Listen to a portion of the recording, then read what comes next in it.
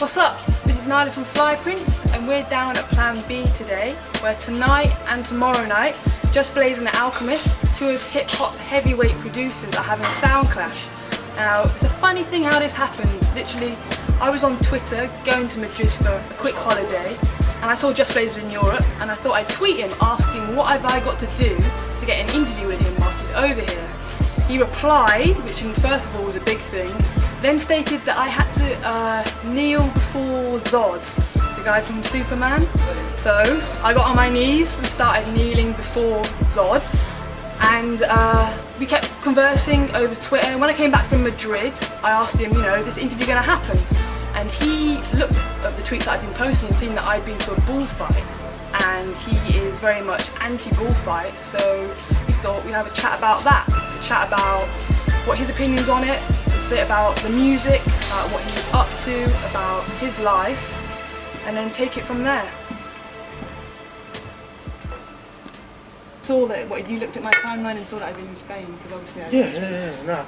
Anybody who reaches out to me for something like that, I'm like, all right, let me see what this person's talking about. Okay. So, and I saw that you said something about the Spanish bullfighting, I was like, Le echa la zancadilla. ¡Ahí va! ¡Ay, no! ¡Ay, qué feo! No. Empezaron las cosas. Ahí se va a ver. ¡Ah, Dios mío! Sí. Ay, le saca pito por la boca. it's just savage. It's like we've progressed as far as we have as humans to then turn around and go back and... But do you not see it as like a cultural thing? I don't give a fuck if it's your culture, it's whack. Okay, that's fair enough. You're like, in Americans, it's not just relegated to, I'm not talking about Spanish culture, because in the US we got rodeos, I mean, I don't know if you would like it if I tied your titties up and then got on your back and then made you jump around and shit. But I've got a voice to say that. That's my point. That's my whole point. But you're saying that bulls should be treated like humans? Living beings should be treated like living beings, period. So any living being. So if you were walking down the street and you stood on an ant and it died, would you feel it deserved a funeral? Not necessarily a funeral, because there's, but I'd put it like this: if I was walking down the street and I seen an ant or a mouse, or whatever, I'd try to get out of his way. So that is a bit like a Buddhist philosophy. I guess. I mean, for me, it's not.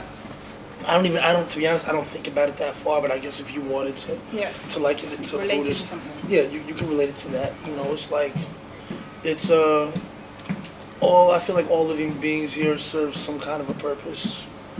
And What about then? What about animals being served a purpose for us to eat? And we technically don't need meat to survive, but we choose to kill them. I eat very, very, very, very, very little meat. Okay, so that's. And that's kind of for that reason. Okay. It's like I have 3 dogs, right? Mm-hmm. And I look at them, I'm like, I'm not gonna eat them, so I'm gonna eat a cow for. It's the same thing. If you could eat it all depends on what you believe. The way I look at it, all right, if you're in the U.S. and you eat, say, a dog, right? Mm-hmm. They may look at you like they might put you in jail. But then in somewhere else where it's culturally accepted. That's what I was gonna say. But you go to China, or some places, in Asia, I should say, not China, but in Asia, where it's okay to do that. It's cool. If you eat a cow in the U.S., that's standard. We eat steak. Mm-hmm. You go to India and shit, like, they'll kill you. Yeah, exactly. You know what I mean? So that's when you really start to look at it. You're like, it's all just dependent on your. Every culture has animals that says it's okay to eat, and that other animals that it's not okay to eat. So the way I look at it is, it's all open to interpretation. It's probably not really, you shouldn't eat any of them. Excuse me.